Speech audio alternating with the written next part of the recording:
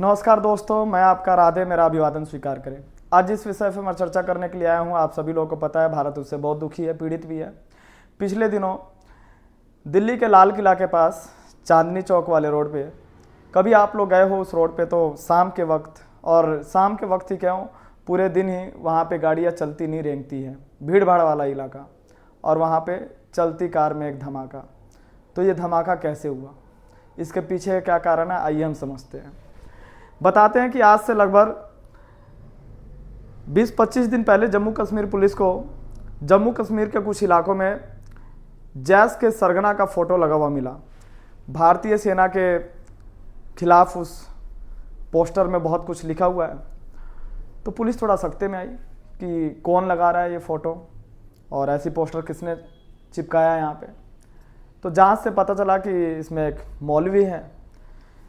मौलवी का नाम है मौलवी इरफान। मौलवी इरफान ये सोफिया का रहने वाला, जिसकी पढ़ाई 3री कक्षा तक है, नॉर्मल पढ़ाई जिसको बोलते हैं। फिर इसके बाद ये देवबंद से मौलवी की पढ़ाई करता है। और पूछताछ से पता चला कि इसका लिंक जैश के सरगना के साथ भी है। ये पत्थरबाजों का गुट का नायक भी है और बम बनाने के सारे रॉ मटेरियल भी इकट्ठा करता है ये। पुलिस के पूछताछ से पता चला कि इसमें एक डॉक्टर मुजम्मिल है। डॉक्टर मुजम्मिल जो कि फरीदाबाद में एक यूनिवर्सिटी के अंदर पढ़ाते भी हैं। और ये डॉक्टर मुजम्मिल कोई मामूली डॉक्टर नहीं है। 2012 या 13 में नीट का टॉपर रहा हुआ अपने स्टेट में, जम्मू कश्मीर में। पिता बहुत संघर्ष करके पढ़ा रहे हैं, घर में छोटी बहन भी है और खुद ऐसे कामों में लिप्त। तो अब इसके पीछे का कारण क्या है, तो बताते हैं कि सबसे पहली बार डॉक्टर मुजम्मिल इसी मौलाना से मुलाकात हो रही है।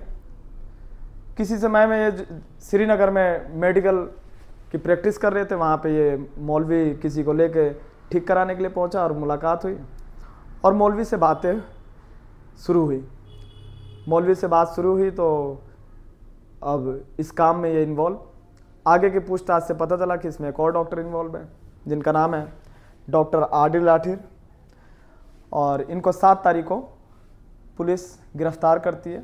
पता चला कि ये हरियाणा के फरीदाबाद में ये यूनिवर्सिटी और वहीं पे सारे लोग, यही वो जगह है, ये यूनिवर्सिटी जो है इन सारे डॉक्टरों का अड्डा है। अब जम्मू कश्मीर पुलिस हरियाणा पुलिस से कांटेक्ट करती है। एक तरफ पूछताछ जम्मू कश्मीर में हो रही है, दूसरी तरफ पूछताछ हरियाणा पुलिस कर रही है। आगे के पूछताछ से पता चला कि इनके साथ एक मौलवी भी जुड़ा हुआ है।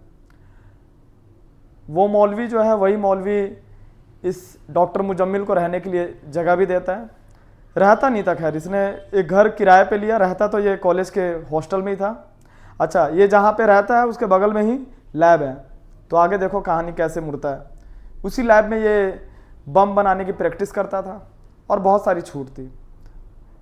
सारे डॉक्टर जो भी इसमें इन्वॉल्व है अभी तक, डॉक्टर नबी, अच्छा डॉक्टर नबी का मैं नाम ले रहा हूँ, आगे जब फर्दर पूछताछ करती है जम्मू कश्मीर पुलिस और हरियाणा पुलिस दोनों मिलके, तो पता चलता है कि इनका मेन नायक जो है वो डॉक्टर उमर है।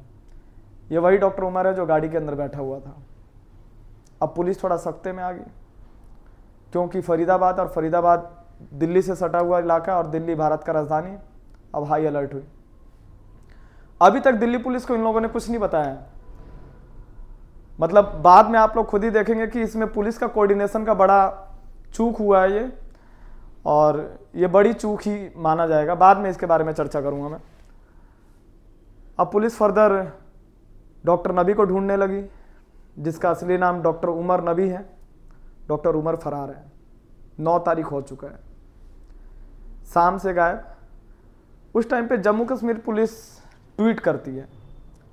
अच्छा, जम्मू कश्मीर पुलिस ट्वीट कर रही है तो जनरली पुलिस डिपार्टमेंट हो, पुलिस हेडक्वार्टर हो, इंडिया के रॉ हो, इन सबको ट्विटर पे और एक्स पे सारे आतंकवादी लोग फॉलो करते हैं कि अगला मूवमेंट क्या है इनका पुलिस का।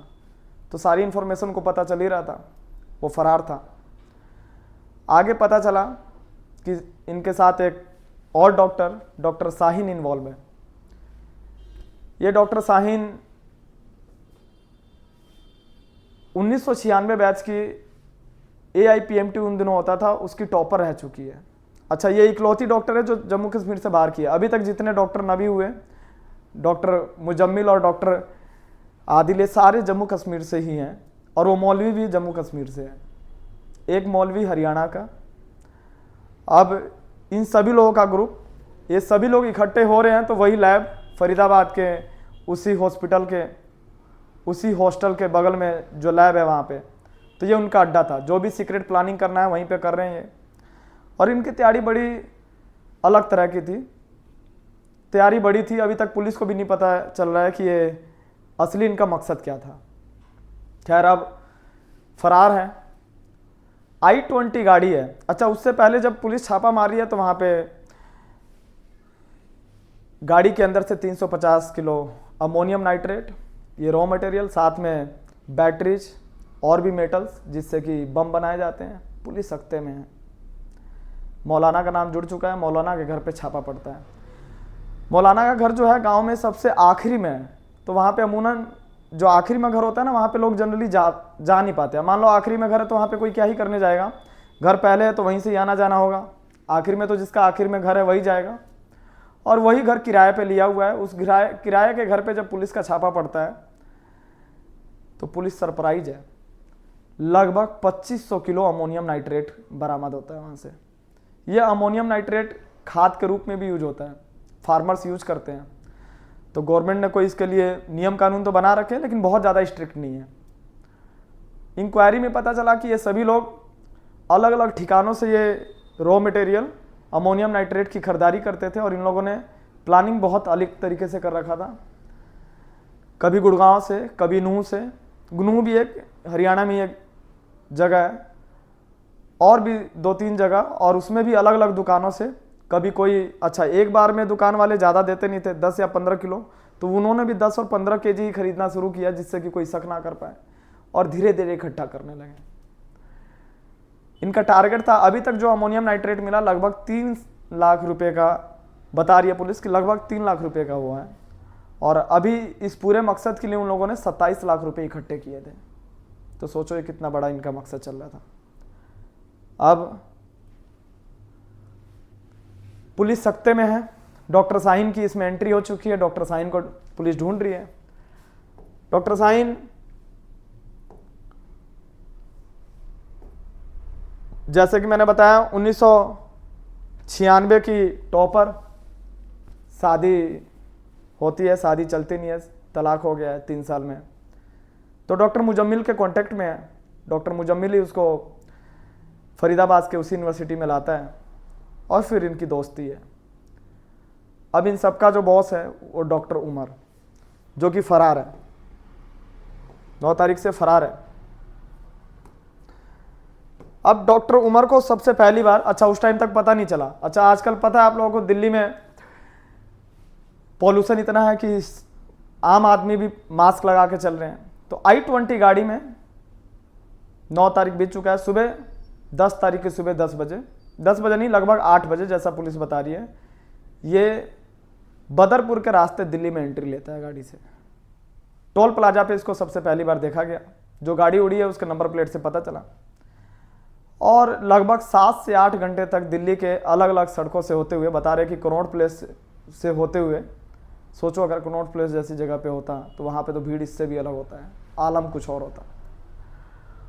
तो ये पहुँचता है लाल किला, और लाल किला के पार्किंग में जाके गाड़ी खड़ा कर दिया। गाड़ी खड़ी होगी 3 बजे, और बताते हैं कि लगभग 3 बजे से 6 बजे तक और गाड़ी के अंदर ही बैठा रहा। बीच में वो नमाज पढ़ने के लिए भी उतरा, नमाज पढ़ा। अच्छा, उस टाइम पे जम्मू कश्मीर पुलिस का एक ट्वीट आता है 6 बजे के आसपास कि तुम भाग तो सकते हो लेकिन बच नहीं सकते हो, चूहे बिल्ली का खेल चल रहा है। अब वो 6:08 में गाड़ी से बाहर निकलता है, और एक बार सर को ऊपर करके देखता है, और फिर गाड़ी के अंदर एंट्री। गाड़ी को निकालना शुरू किया उसने। गाड़ी निकाल के 6:38 लगभग बता रहे हैं कि 6:23 पे वो गाड़ी बाहर जा चुका है पार्किंग से, और 6:38 पे ब्लास्ट हो रहा है।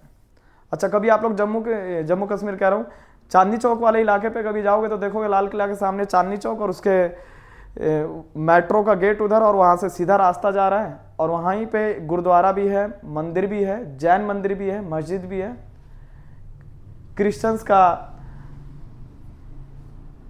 चर्च भी है। उसी रास्ते पे गाड़ी आ चुकी है। और जैसा कि पहले बताया कि दिल्ली में गाड़ियाँ उस इलाके से ख़ास तौर पे शाम के वक्त ऑफिस की छुट्टी, तो गाड़ी चल नहीं रही है, गाड़ी रेंग रही है और एकदम से धमाका होता है। जो भी उसके आसपास लोग थे अनलकी थे। लगभग 12 लोगों की मौत और 20 से ज़्यादा लोग घायल हो चुके हैं। बता रहे हैं कि उसके अंदर जो धमाका हुआ है बम का, वो प्री मैच्योर्ड बम था। अगर वो मैच्योर्ड पूरी तरह से तैयार बम होता तो क्या होता। बताते हैं कि लगभग 2000 से 3000 लोगों की मौत हो जाती। अच्छा, 350 kg RDX पहले भी मिल चुका था पुलिस को गाड़ी के अंदर से। और डॉक्टर, मैंने आप लोगों को उस टाइम पे बताया नहीं, ये डॉक्टर आदिल के जब अरेस्ट हो रहा है तो उस टाइम पे 350 kg मिल रहा है अमोनियम नाइट्रेट ही। और आज सुबह सुबह भी सुना होगा आप लोगों ने, श्रीनगर में बम धमाका हुआ उसी थाने के अंदर। तो बता रहे कि वो गलती से हुआ, इन्वेस्टिगेशन चल रहा था और एकदम से धमाका, और उस थाने के अंदर जितने भी स्टाफ है सभी लोग मौत। मैं उनकी आत्मा के शांति के लिए प्रार्थना करता हूँ। सोचो अगर ये उनका प्लान जो भी है, पुलिस तो अभी पता नहीं लगा पाई है कि इनका मेन मकसद क्या था और इसमें अभी कितने लोग इन्वॉल्व हैं। तो मेन 2-3 क्वेश्चन सामने आते हैं। पुलिस के लिए भी बड़ा चैलेंजिंग पार्ट है। अब तो ये केस NIA को सौंप दिया गया है। एक तो पुलिस से चूक हुई। अगर जम्मू कश्मीर पुलिस को इतना पहले पता था, हरियाणा पुलिस से कांटेक्ट करती है लेकिन सारी बातें नहीं बताती है। आजकल पुलिस में, डिपार्टमेंट में सबको होड़ लगी हुई है कि इस केस को मैं सॉल्व करूं, मेरी वाहवाही हो, मुझे अवार्ड मिले। लेकिन जम्मू कश्मीर पुलिस की कामयाबी भी बोलेंगे कि इससे भी बड़ा प्लान हो सकता था, इससे भी बड़ा हादसा हो सकता था। लेकिन अगर कोऑर्डिनेशन अच्छा होता तो शायद वो धमाका भी नहीं होता। और उस बीच में ट्वीट, क्योंकि अब वो दिल्ली में गाड़ी लेके एंट्री कर चुका है, दिल्ली में धमाका करना है उसको, तो इसके पीछे क्या कारण हो सकता है। प्लानिंग तो कुछ और ही है।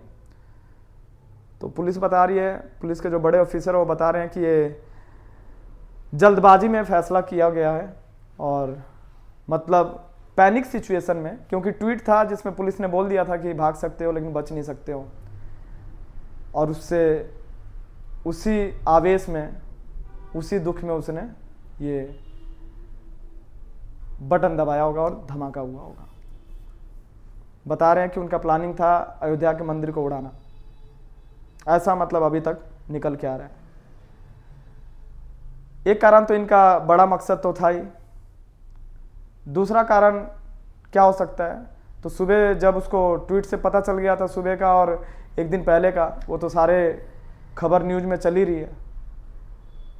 तो वो गाड़ी लेके दिल्ली के अंदर एंटर कर चुका है और वो लाल किला के पार्किंग में है। अगर उड़ाने का मकसद होता तो लाल किला के आसपास भी उड़ा सकता था, लेकिन फिर ऐसा क्यों नहीं किया। तो जनरली आतंकवादियों का जो मेन मकसद होता है वो उनका फेमस होना मेन मकसद और एक मैसेज देना। मंदिर के पास उड़ाता तो लोगों के ज़्यादा लोगों की मौत होती, और बताते कि अगर गलती से मंदिर के अंदर टक्कर किया होता तो उसी एक्सप्लोजन से लगभग 200 से ज़्यादा लोगों की मौत होती। तो फिर ये जल्दबाजी का ही है, सोचा समझा नहीं है। खैर, इस बारे में आप लोगों को क्या लगता है, आप लोग कमेंट करके बताएं। अभी तो पूरे भारत सख्ते में है।